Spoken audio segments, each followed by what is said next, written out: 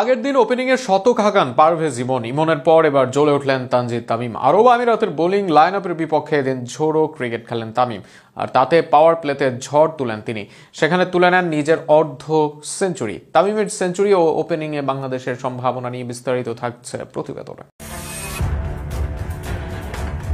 পাওয়ার প্লেতে তানজিদ তামিমের রেকর্ড গড়া ব্যাটিং, 4 ছক্কার ঝড়ে মাত্র 25 বলে 50। মারকুটে ব্যাটিংয়ে দলকে 200 রানের পথে নিয়ে যান তাওহিদ হৃদয়।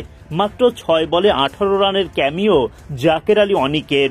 সব মিলিয়ে 200 পেরিয়ে সংযুক্ত আরব আমিরাতের বিপক্ষে রানের পাহাড় বাংলাদেশের।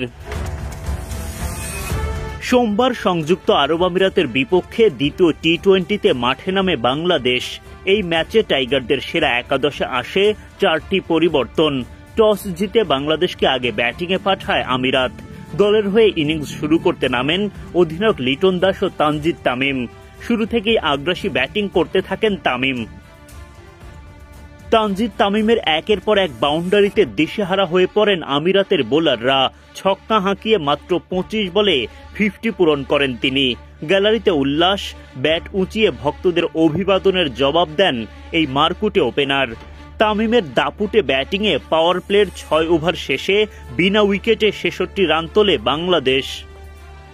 পাওয়ার প্লেতেই তামিম করেন 52 রান, যেটা টি-20-র পাওয়ার প্লেতে যে কোনো বাংলাদেশি ব্যাটারের জন্য সর্বোচ্চ। মারকুটে ব্যাটিংয়ের মাঝেই খেই হারান তামিম। বাউন্ডারি লাইনে ক্যাচের শিকার হয়ে বিদায় নেন 59 রান করে। 33 বলের ইনিংসে 8টি 4 ও 3টি ছক্কা আসে তামিমের ব্যাট থেকে। Strike rate 178।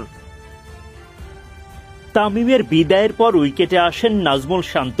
তিনিও দ্রুত রান তোলায় মনোযোগ দেন। 12 ওভার শেষে 1 উইকেট হারিয়ে বাংলাদেশ তোলে 123 রান।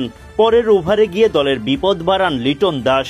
32 বলে 3টি 4 ও 1টি ছক্কায় লিটন করেন 40 রান। দারুণ ব্যাটিংয়ের মাঝেই বিদায় ঘটে নাজমুল শান্তর। 19 বল খেলে 2 4 ও 1 ছক্কায় 27 রান করেন শান্ত বিদায় নিলেও তাওহিদ হৃদয় চালিয়ে যান দাপুটে ব্যাটিং। ফিনিশিং লাইন আপের ব্যাটারদের সঙ্গী করে দলকে বড় পুঁজি এনে দেন হৃদয়।